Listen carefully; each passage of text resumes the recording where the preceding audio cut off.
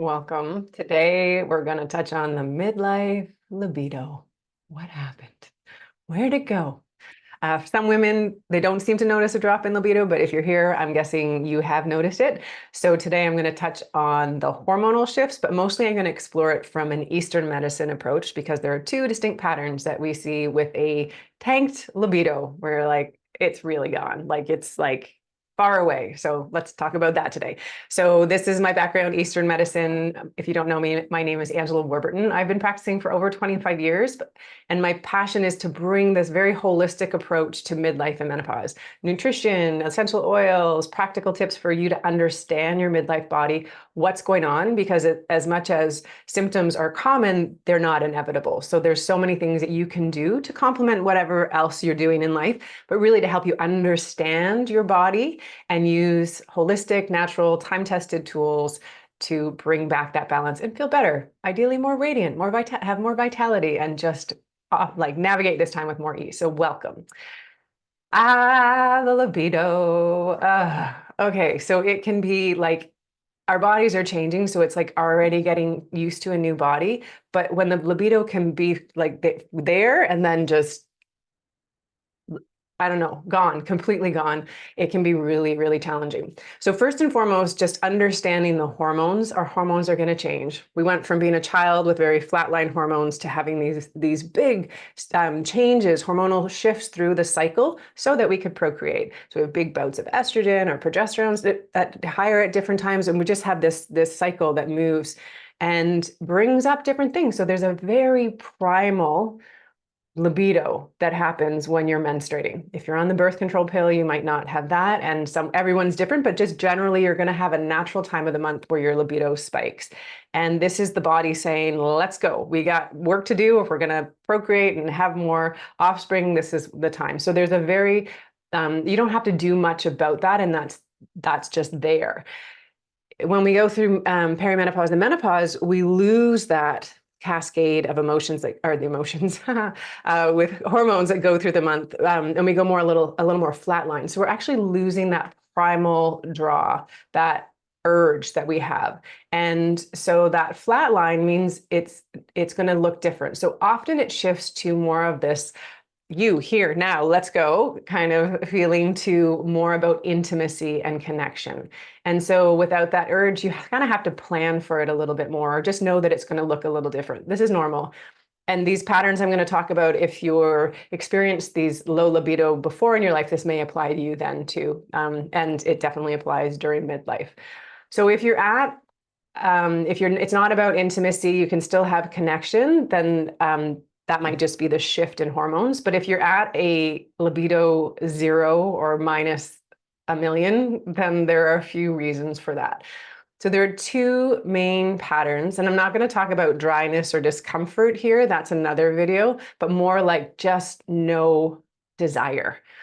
So the first one is what I'm going to call a stuck pattern. And this is the one where it's like, are you effing kidding me? Like, don't touch me. I'm doing the dishes. I'm doing this. I don't have time for this. Like, just stressed pattern where our body's stuck. I'll tell you a little bit about the symptoms in a second.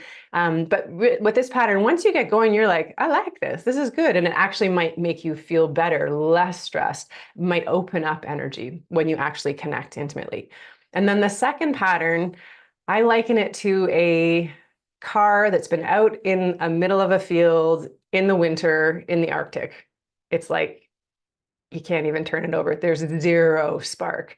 It's like a cold battery that just has no life in it.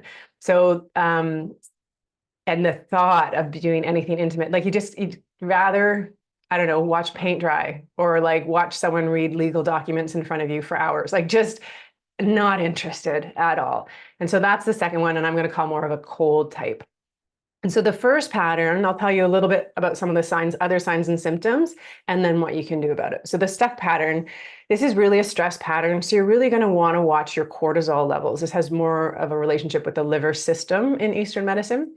So if you have this pattern, you might notice you're chronically tight in your shoulders. You might have occipital tension. You might have a lot of a stuck feeling around your ribs, like you eat and you just feel like bloated and it feels stuck, or you might even be anxious because you just feel everything stuck in your chest. might have IBS, so alternating bowels. You might get really irritable, like testy, like everyone bug off. I don't want to talk to you. If you wake at 2 or 3 in the morning consistently, or if you're still menstruating and you have really painful periods, this is a sign that your body's stuck. And so we say the chi is stuck. So you're really going to want to move with this pattern. So energy, like making sure you're doing some kind of activity in the day. I'm a fan of micro movements through the day. So this can be like get up, have your own little personal dance party, run up and down the stairs, jump around for a minute. One of my physio friends loves the 1 minute run. Set a timer for 1 minute and just run in the spot. That'll move some energy, I can tell you that.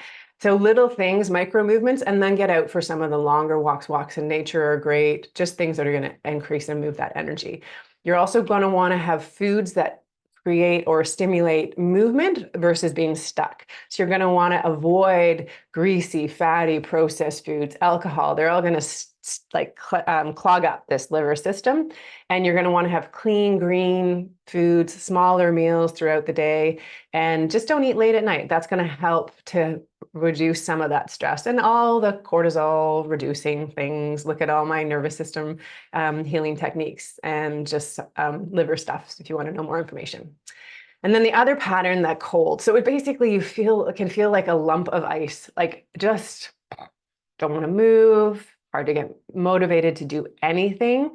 Just that spark for anything is lacking. And if you have this pattern, you're going to be more pale, pale tongue, pale face, pale eyelids. Your nail beds might be pale. There's not a lot of fire, heat, warmth. And if you think of when we get really warm, what do? We get red. And so someone who's got too much fire is going to be really red. Someone who doesn't have fire is going to be really pale. And so it's like the spark has been dampened or extinguished. So this is frequently seen in burnout. This can also be seen with people who have too much cold in their diet, raw foods, frozen foods, icy drinks, beverages, starting your day with cold stuff, salads. It's just too much cold in your system. If you want to know more about this, I talk about this a lot in some of my other videos. This is the work I do in my Menopause Body Type program too. So you want to bring the warmth back. So warming spices, cardamom, ginger, cinnamon, they're all naturally warming. If you think of like a chai tea, the spices in that adds some warmth back. You're going to want to reset your nervous system. You want to make sure you're resting, but you also want to do things that are going to build some heat in your body. So little small bouts of movement to help build up that heat, and then that will get the fire going again. So again, those little micro movements, those little like 1 minute runs, start with that. The biggest thing with this is getting up and going and doing something. So, and with this too, you want to make sure that you're warm, that you're not. I have so many clients that would come in and it's spring and they're wearing their flip-flops or their open-toed shoes, and I touch their feet and they're freezing. And so they're cold, but they're like so ready for summer or spring. Please keep your feet warm. It's one thing that we say, there's a point on the bottom of your foot. It's really important to keep your feet warm, but just you in general, if you're someone who's doing ice plunges or cold showers, but you're cold type, you're actually sending your body more off of balance. There's no good or bad necessarily with food or activities or exercises, but it's when that activity or food meets the person. So some people are going to feel amazing because it helps balance them out and it's perfect for their body. But if it's not perfect for your body, it's going to throw you more off of balance.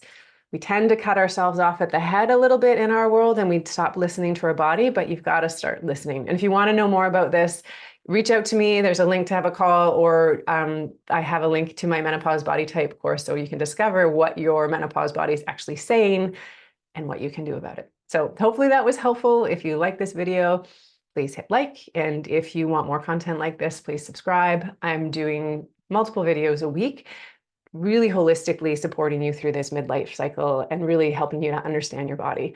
So if you know anyone else who would benefit, please forward it on. And I hope this was helpful. And thank you for being here. I will see you next time. Bye for now.